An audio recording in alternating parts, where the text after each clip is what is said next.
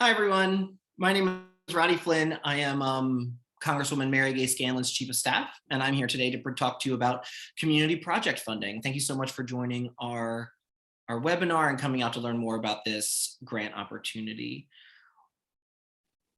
There is a PowerPoint up in front of you that I'll go through a presentation, and then we'll have time at the end for Q&A. Just so everyone knows, this recording or this video is being recorded, and we'll be putting it on our website later if you have any, if you want to go back and refer to it at all.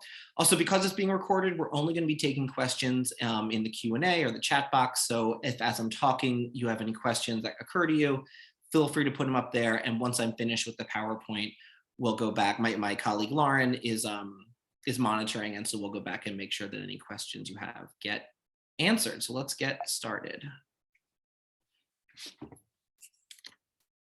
So the goals of this webinar is we're going to talk through, basically it's going to be everything about what is community project funding.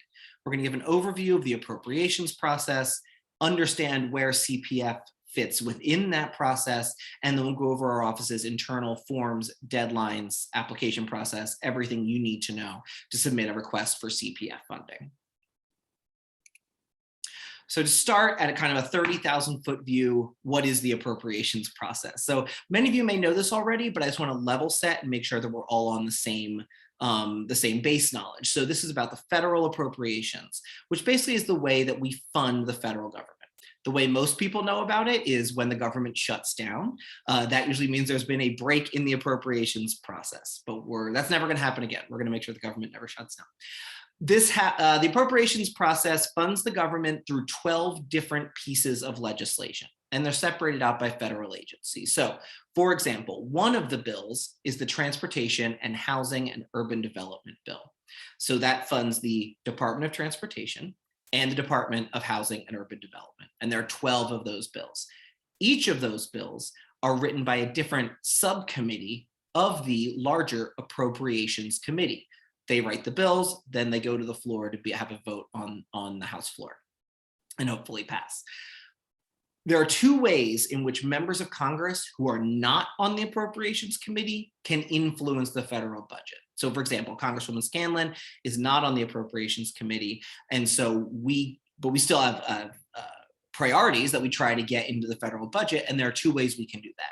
One is called programmatic requests, and that's not what we're talking about today, but I'll still give you a quick overview of what they are.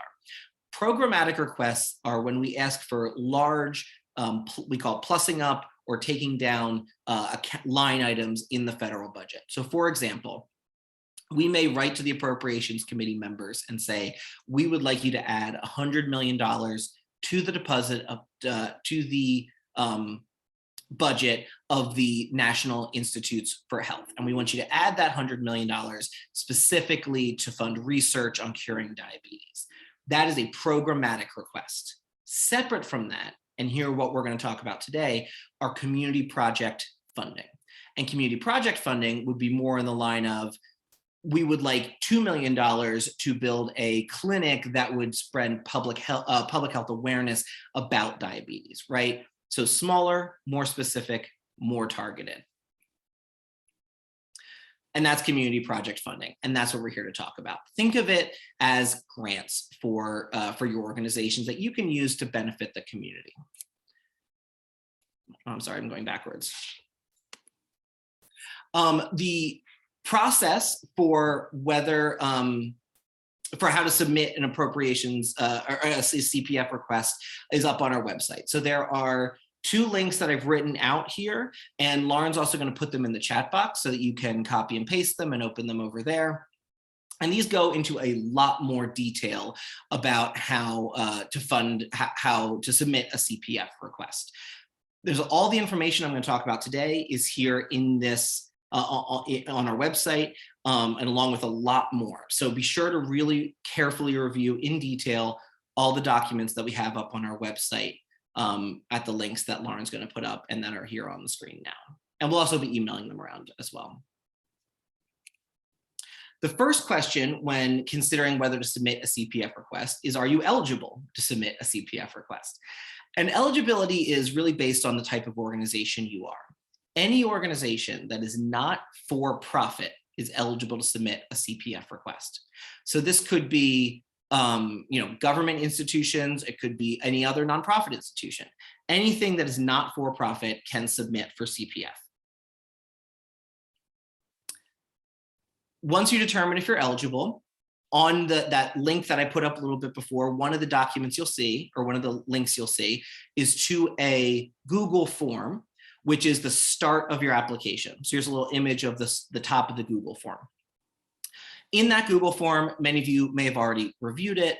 It asks for a lot of information about your organization, contact people, and then information about the project you want funded.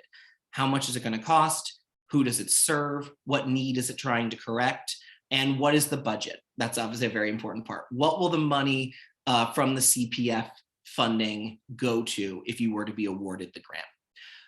In this Google Doc, we also ask for some supporting documentation, which again is listed on our website in the links that Lauren's put in the chat box.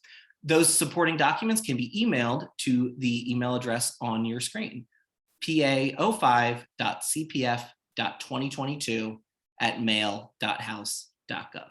So you submit the Google form, and then separately you submit your supporting documents to this email address. Once your application is complete, you will receive confirmation from me or someone on my staff that we've received your applications. That's very important. One of the parts of our application, and this is required by the Appropriations Committee, is evidence of community support. This is and there's a lot of ways to get at this. Last year when we were doing CPF grants, this was proved to be really important to the committee when they were weeding out which ones they funded instead of all the ones that we submit. Because what's really important to know is that every member of Congress can submit up to 15 CPF requests, but that doesn't mean the committee is going to accept all of them and put them into the federal budget. So even though we submit 15, probably about half of the total requests submitted from all members of Congress are actually going to get funded. So it's important that we put together the best possible applications to send to the committee. And one of the ways that we look at what are the best possible applications is evidence of community support. So if you have a project and you want to submit it, what we'd be looking for is evidence of the need for the project. So for example, this could be news articles. We received some requests last year for environmental remediation of different sites, or the Schuylkill, one was the Schuylkill River. Submitting news articles about the need for cleanup at those sites was really helpful. A lot of people also submit letters from local elected officials, like your state reps, your state senators, in support of your borough mayor, city council person. Those are all great evidence of community support. Letters to the editor could be another great piece of evidence of community support. We had one project last year that was a school playground. We were refurbishing a school playground, and they submitted a PDF of postcards from students about the need for them to have a safer place to play at recess and after school and before school. So there's a lot of different ways of providing evidence of community support, but that's going to be really important for how we select the 15 that we send to the committee, and then how the committee selects which of those 15 they're actually going to fund. We also ask for an equity statement. So this is essentially a short essay about the project and how it increases equity specifically within the 5th District of Pennsylvania. So this could be really any type of equity, and there's more detail on our website. It could be racial equity, environmental, economic, sexual orientation, gender identity, anything that makes the 5th District of Pennsylvania more fair and more just for the people that live here. And we ask you to write that yourself and talk about how your project will impact the equity in our district. One thing I want to flag that's different this year. So if you're one of the 60 institutions that applied last year, this is something that's going to be different this year, which is we have a policy now of not taking meetings about specific projects. And here's why. And this might be disappointing to some people, and this is a policy that we really thought a lot about. But here's what happened last year. As I said, we had about 60 projects that were submitted, and a number of organizations reached out to meet and essentially pitch us their projects.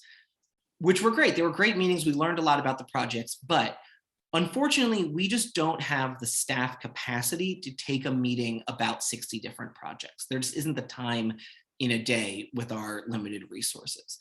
As a result, we would hate to have the impression that some projects are getting a leg up because they requested a meeting or we have the capacity to take the meeting. So we decided this year, in order to keep as level a playing field for everyone as possible, that we are going to not take any meetings about the substance of a particular project. So there won't be an opportunity for you to pitch your project essentially to our staff. What you submit in writing will be the only thing that we consider when it comes to which projects are submitted. However, one thing we can meet about and do calls is if you have questions about the process of the application or technical questions about how the Appropriations Committee might consider projects generally. Again, not your project in particular, but generally we can answer questions about how the process works. And if you would like to request a call about that, or you have any specific questions, you can write into the email address I referenced before that is listed on our application, and we'll be sure to get back to you with an answer to your question or set up a call that we can talk things through in a little more detail. Finally, we have what we call our last dollar recommendation. And this is something I think that folks may have a number of questions about. So again, please feel free to put those questions in the chat box if you have any. But what's something we noticed last year. So last year we had a cap of 10 projects that we could submit to the Appropriations Committee. This year we can submit 15, so that's more. That's great. One thing we noticed last year, both for our office and for other offices that we were kind of surveying to see who got projects submitted, what projects weren't approved by the committee, is the committee had a very strong preference for CPF funding that fully funded a project or was the last dollar needed for a project. So for example, you'll see on our application that the cap on the amount of money in a project is $2 million. So you cannot submit a CPF for more than $2 million. If the total cost of your project is under $2 million, you have nothing to worry about with this because your project is fully funded by the CPF grant. Where we run into more problems with the committee is, let's say that your organization wants to build a community center, which is a great, awesome goal that will really help people in the community. However, building a large structure like that, it could be, let's say, $50 million to fully construct the community center. If you would like $2 million toward that $50 million, we're really going to want to see that you have the other $48 million in the bank or the donors or other grants identified and approved.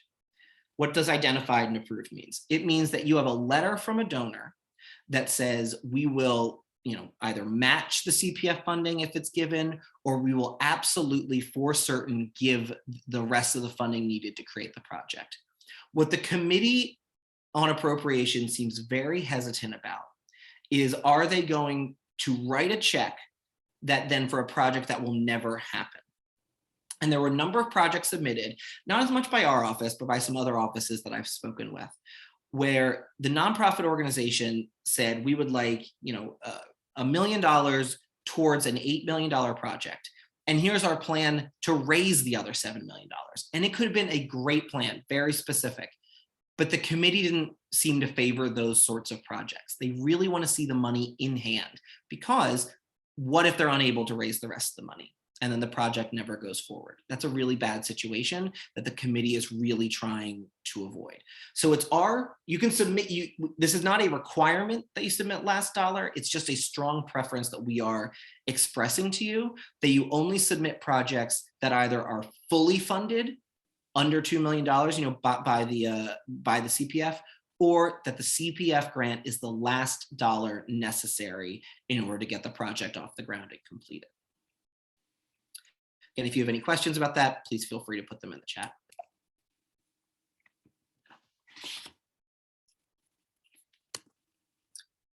Account selection. This is something that was confusing last year that I hope on this webinar I'm going to make a little easier for everyone. So, as I mentioned, there are 12 appropriations bills that cover all of the funding of the federal government.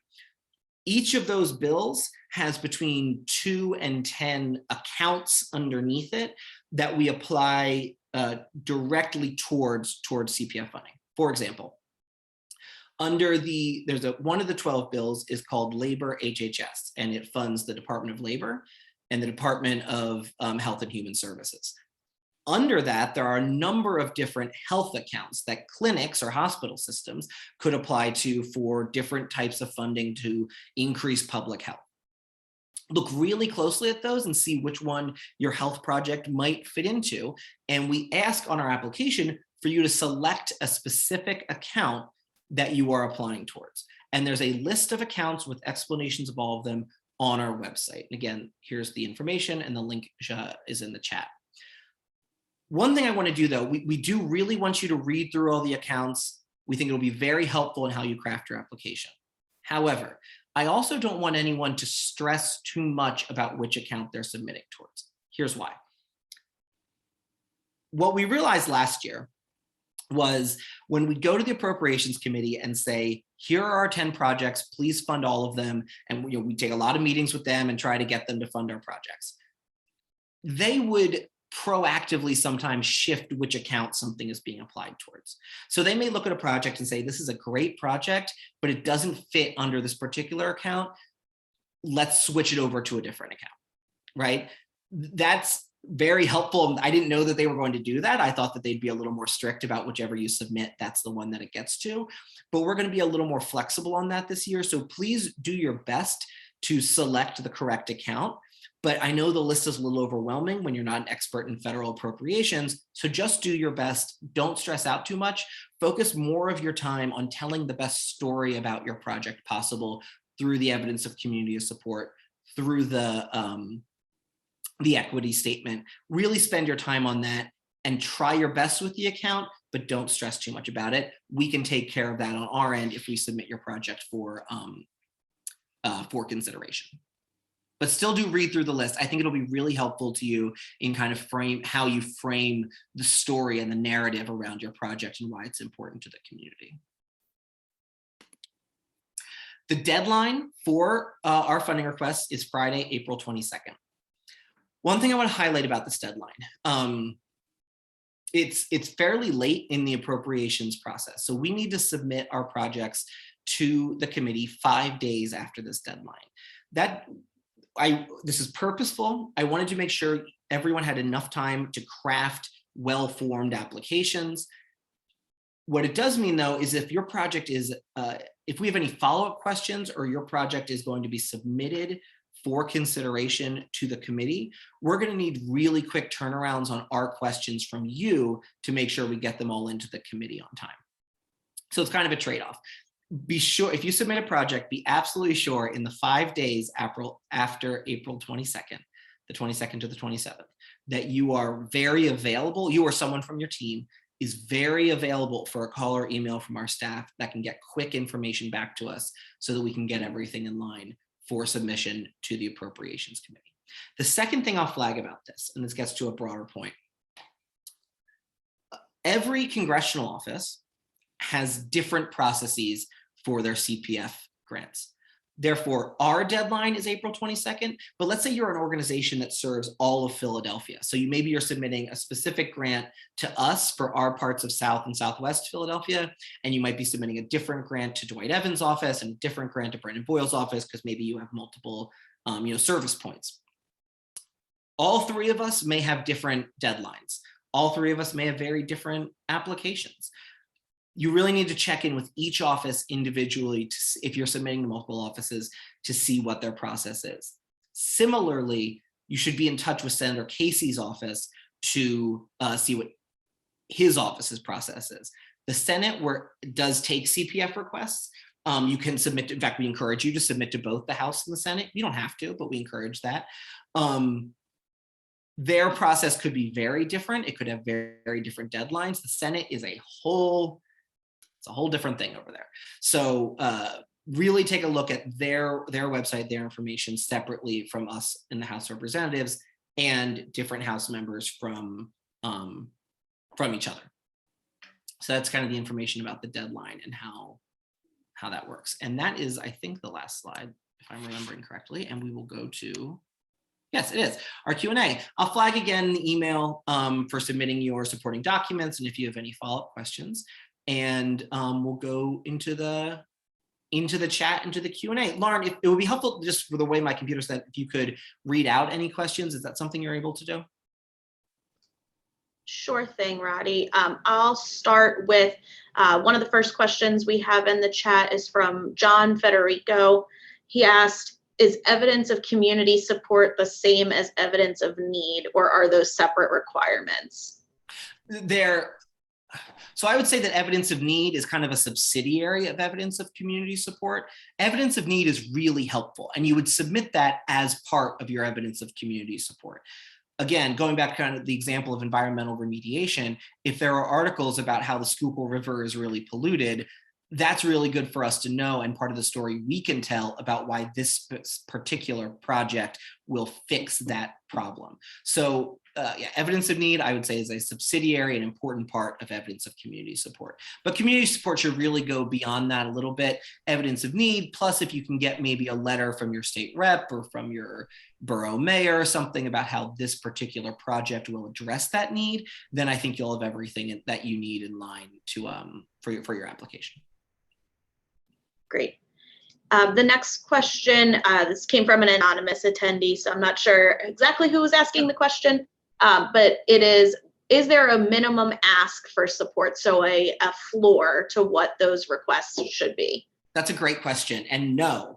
And in fact, we would love, in my ideal world, we would have among our 15 requests, some that are full $2 million ones, some that are, $100,000, right? Because that gives us a lot of different projects to take to the committee, and I think makes it more likely that we'll get all 15 of ours funded.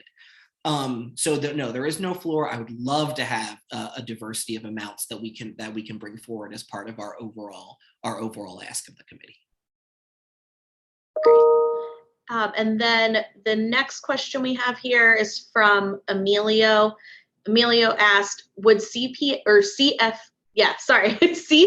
funding support a proposal for purchasing a space, for example, Centro de Apoyo Comunicación in Upper Darby, serving the large and rapidly growing Latinx community in PO5. However, they don't have a physical space to provide services. So would we be able to have folks apply to actually purchase a space? Yes, is the short answer. One thing I will say that gets tripped up in that is that, yes, you can use it to purchase space.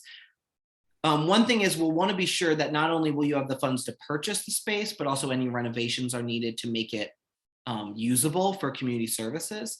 And so that's where we kind of get into projects that may go over the $2 million limit, which you can do. You can only ask us for $2 million, but the total budget could be above $2 million. But we're going to want to see that money above $2 million is in hand for the project. So just be aware of that, that kind of caveat. But yeah, so you can submit funding to purchase a property. Thank you. Next up, we have Raylan Harmon. Raylan asked, does the project have to begin and conclude in 1 year? No, it does not. Nope, it can go on for multiple years. It's one question that we ask is that's important to know. Again, it kind of goes to the last dollar part. We ask, will this need any further federal appropriation to continue on? What we're looking at that is more service-based projects as opposed to kind of capital improvement. For example, one of the projects we funded last year that we were really excited about was for Delaware County to create a mobile mental health crisis unit that would be able to respond to people who are in crisis. The CPF essentially provided 1 full year of funding for that project. I assume if there's not additional, I don't know this, but I assume if there's not additional funding, maybe it wouldn't continue, but it's kind of discrete within the 1 year they were applying for. So but that's specific for kind of a more service-based project. If you have something like capital improvement and it's going to take several years to complete, that's no problem at all. Yeah.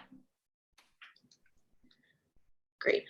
There was a similar question. I just want to recognize that somebody asked something else, the similar question, and then just added if the project is multi-year, even if they're only receiving 1 year of funding, is that still possibility to apply? And it sounds like the answer is yes. Yep, but just want to. Yes. One thing that in those types of projects, though, we'll be looking for is how do you plan on continuing it after that first year, if at all? I mean, maybe it's something that can be addressed, a need that can be addressed in 1 year. That's totally fine. If you're hoping that it would be the first year of, maybe an ongoing service your group could provide, I would kind of like to see if there's some sort of plan to continue on, but that wouldn't match.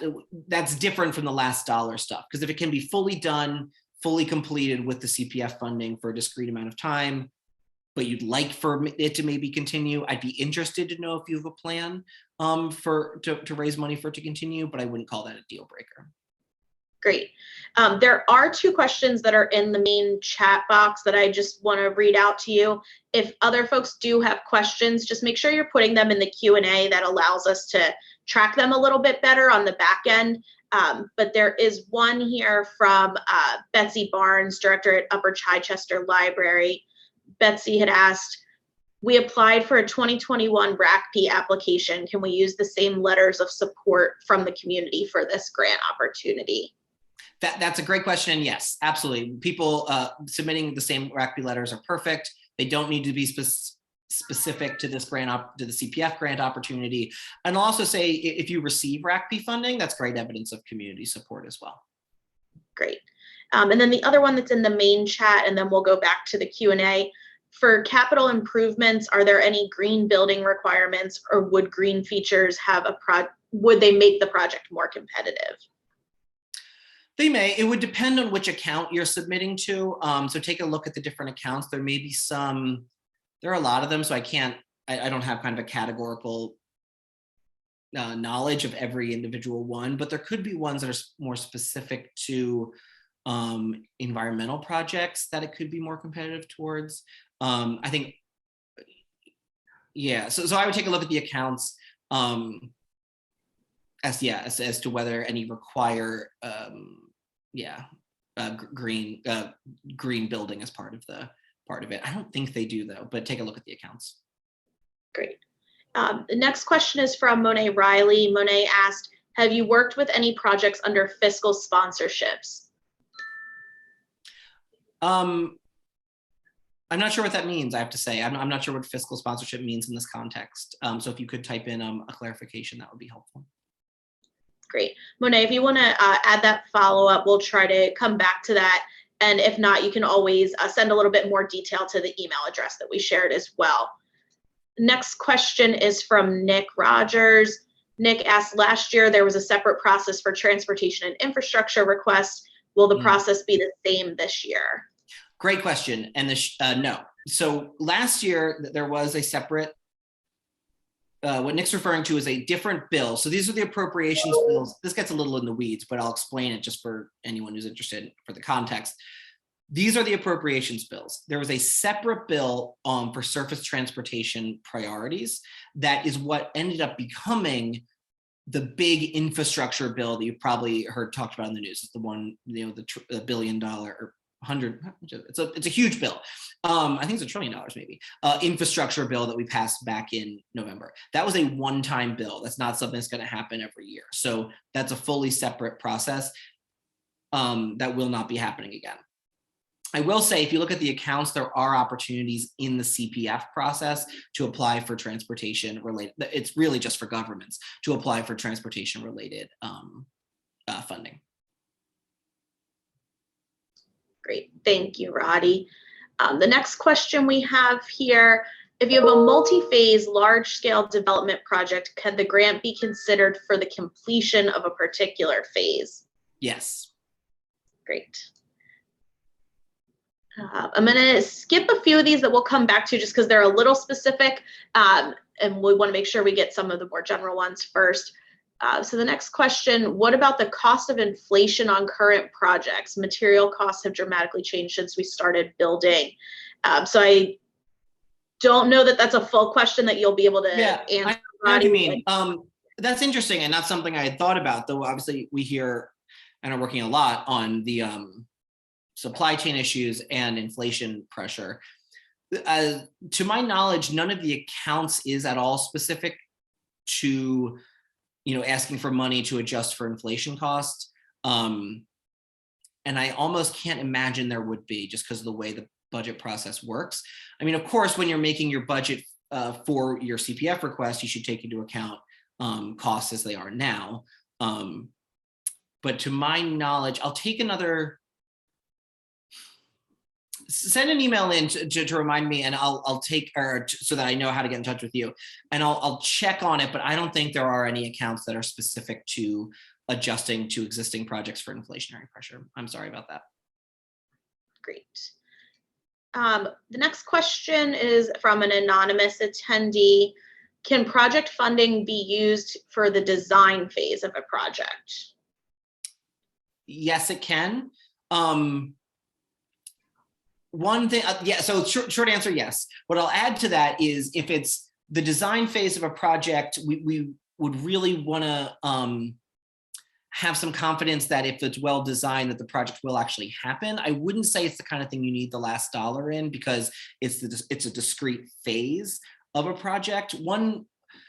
I can't think of projects that the committee selected last year, and I reviewed all of them, that was specific to design phase. There were things like traffic studies and environmental impact studies that were funded by the committee.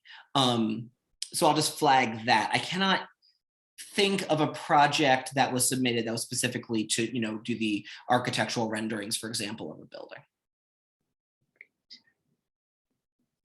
Another question about what may or may not be fundable under these grants: are salaries fundable as part of the request? They are. Yes, absolutely. I mean, there are some requests that got funded that were, to provide COVID specific hunger relief, right? Like those sorts of things that is kind of limited in time, but a part of that was to hire folks to have the need out there. I will say projects that are solely go to salaries are not as favored, but you can submit them. Great. We'll go back to some of the ones that I skipped a little bit earlier. Two specific questions about whether funding could be used for affordable housing, and also another example, could it be used to renovate a church to be used for a food pantry or community services? Yes and yes. Both of those are great eligible projects. Excellent. There was another follow-up question about whether this can be spent down over multiple years. We've said that yes, it can. So we're going to go back to Monet had the follow-up here about the fiscal sponsorships. So Monet said fiscal sponsorships are nonprofit eligible projects that are housed under a larger nonprofit for 501c3 status and other supports. So our nonprofit project is housed under a larger 501c3, can explain it well in an application, but sometimes grant funders will state from the start that fiscal sponsorships are not accepted. I know that those are, I apologize for not being familiar with the term, but I know that those sorts of projects have been submitted. So that's perfectly fine. Great.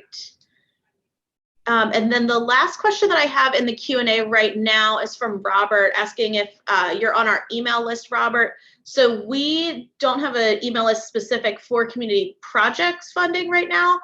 This notice was sent out both to our main email news subscribers list and to municipal contacts within the district. So I'm not sure which list you're referring to in particular, but if you do want to be added to our main office email newsletter list, you can do that at scanlon.house.gov. And if you, again, have questions about the community project funding in particular, you can always send those to the email address that we dropped in the chat earlier, which is pa05.cpf.2022@mail.house.gov. I do want to give a last chance for anyone else who may still have questions to drop those in the Q&A. I see one in the regular chat just asking what RACP is. Roddy, I don't know if you want to take that. Sure. RACP is kind of like the state version of CPF funding. Actually, it's probably reversed, because RACP has existed much longer than CPF funding. So really, CPF funding is the federal version of RACP. I'm actually not sure what it stands for, but it's money that your state representative and state senator can help you access through a process similar to this one. And I would just add, if you want to look into that more, it's on the Pennsylvania State Department of Community and Economic Development's website. You can just do a quick Google search for RACP Pennsylvania. It'll come up pretty easily for you. And then I know it's an acronym. I don't know. It's RACP Grants. Yes. RACP. John asked, can you bump the deadline up to the top of the slideshow again? So just I think it was the first or second slide. Yes. Deadline April 22nd. Great. If we have questions about the appropriateness of an application, is it okay to use the email address to seek advice on that? So this gets into an area of we aren't taking meetings on people pitching their applications to us in advance, and so I'm not going to be able to answer questions like would this qualify for this particular account, or would this be a good project to submit for the Congresswoman's interest? So we're going to, again, because of everything I explained with the meeting policy, we're not going to be able to answer those sorts of questions. More questions that are technical about the process.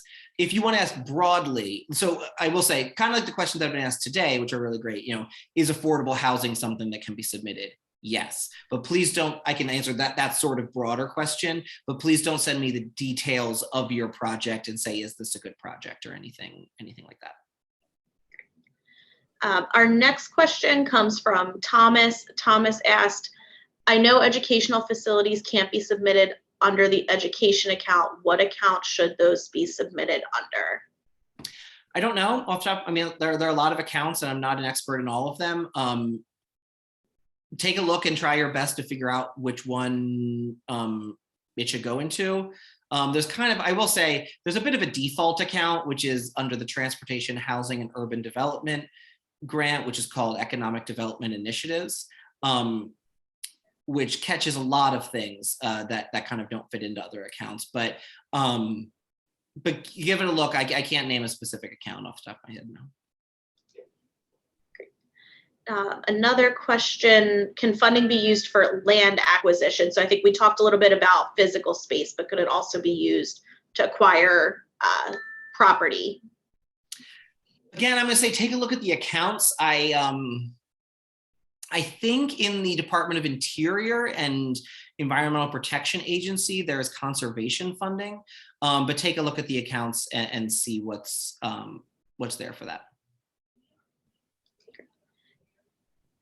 Next question, if we need to fund the salary of a new executive director over a 5-year contract, are we limited to just asking for help for 1 year within the request?